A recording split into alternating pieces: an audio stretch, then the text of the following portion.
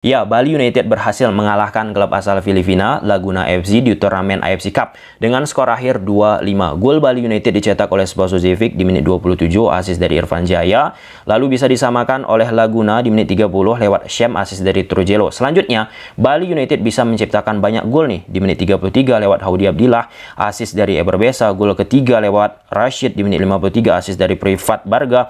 Gol keempat lewat Rahmat di menit 69, asis dari Eberbesa. Dan gol kelima Bali dicetak oleh Spasojevic di menit 72, asis dari Muhammad Rashid. Dan Laguna pun bisa cetak gol kedua di menit 88 lewat Velasito, asis dari Trujillo. Nah, sebelum lebih jauh, aku nggak pernah bosan-bosannya untuk ingatkan teman-teman, ketika teman-teman tonton video ini, sekalian tekan tombol like-nya. Oke, seperti biasanya kalau klub-klub Liga Indonesia tampil di turnamen Asia, maka itu akan menjadi salah satu menu yang akan sering kita bahas. Itu dulu poin pertama. Kemudian poin kedua, apa yang dilakukan oleh Bali United saat menghadapi Laguna FC ini teman-teman penting banget pada akhirnya untuk meningkatkan mentalitas yang dimiliki oleh pemain-pemain Bali United kala tampil, kita bicara kala tampil di turnamen level Asia. Kenapa aku katakan demikian teman-teman? Musim kemarin kita tahu ada tragedi viral terjadi di sepak bola Indonesia saat Bali United main di kandang sendiri menghadapi klub asal Kamboja, Visaka FC, itu dibantai habis-habisan. Nah, lantas selesai pertandingan Bali United menghadapi Visaka kala itu, aku membuat pembahasan Bali menghadapi Visaka di Twitter. Nah, semakin, ya mungkin karena momennya tepat lah ya, dikutiplah oleh media Kamboja tulisan yang membahas Bali menghadapi Visaka. Nah, kenapa aku menekankan ke sisi itunya? Karena kemenangan Bali menghadapi Laguna ini pun ada ya omongan lah ya dari netizen. Omongannya seperti apa? Ya wajarlah Bali United menang, bisa mengalahkan Laguna dengan skor besar lagi karena Laguna FC klub antah berantah. Filipina pun sepak bolanya nggak jelas, amburadul. Bos, kita pun flashback-kan lagi saat Bali menghadapi klub asal Kamboja, Visaka FC. Sejak kapan kita tahu nih sepak bola Kamboja ataupun Visaka FC mampu dikdaya superior mengalahkan sepak bola Indonesia? Kita bicara realitas sekarang. Biasanya kan kita sering nih menggunduli klub-klub ataupun ya sepak bola yang berasal dari Kamboja. Jadi parameternya untuk posisi Bali United ini nggak bisa kita katakan demikian. Kalau misalnya kita katakan klub antah berantah, harusnya Bali kalah dong menghadapi Visaka FC. Kalau kita bicara antah berantah itu maksudnya lebih bahasa bagusnya inferior ketimbang Bali United, lebih rendah kualitasnya dari Bali United. Nah, dengan kemenangan besar 2-5, aku harap ke depannya pemain-pemain Bali United ketika tampil di Asia bisa lebih optimal lagi. Semakin bagus klub kita tampil di level Asia dan semakin jauh perjalanannya tampil di level Asia, maka rating ataupun klasemen kompetisi Liga Indonesia kita pun akan terangkat nih.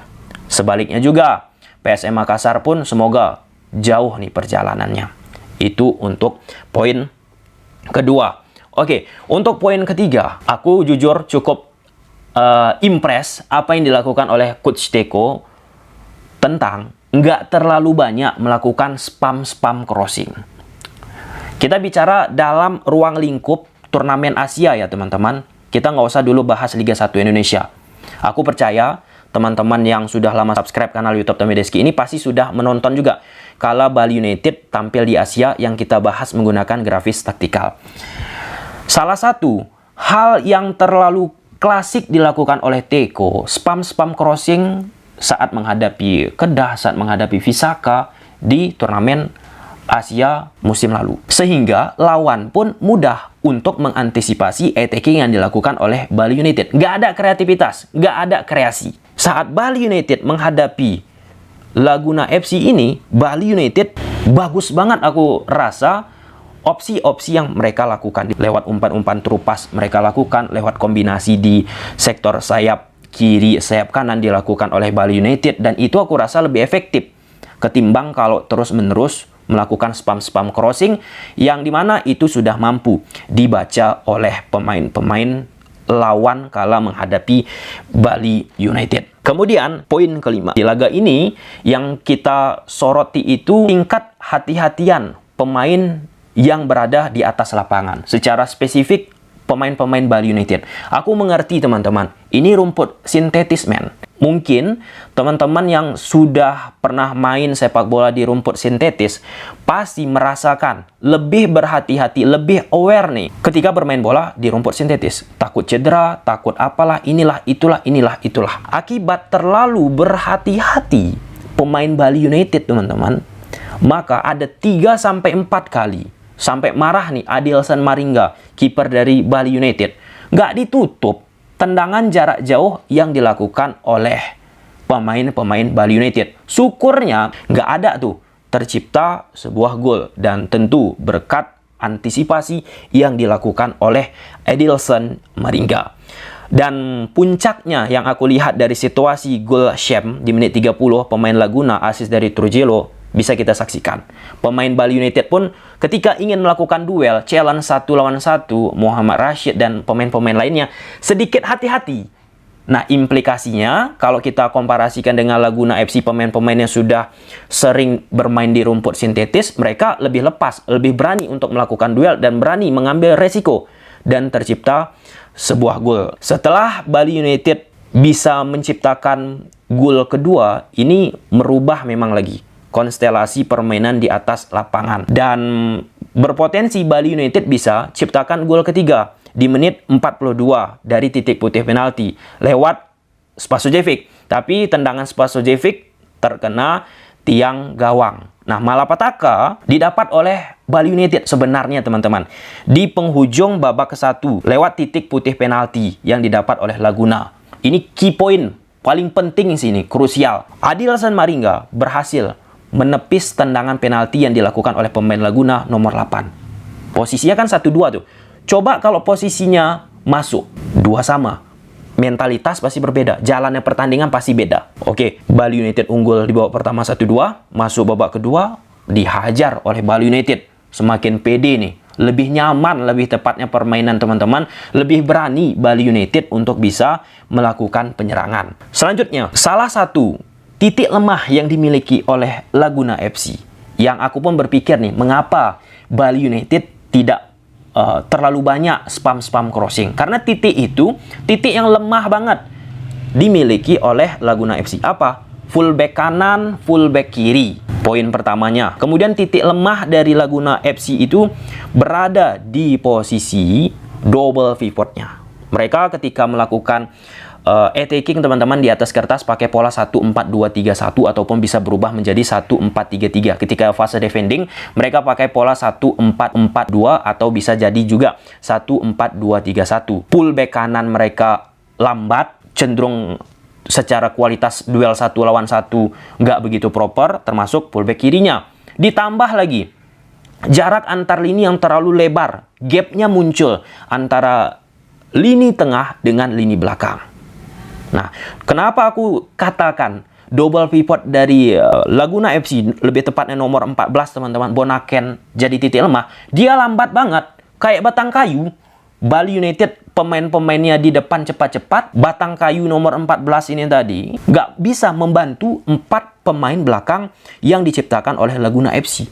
Ketika nomor 14, Bonaken ini tidak mampu membantu lini belakang dari Bali United, enak banget pemain-pemain Bali United di depan.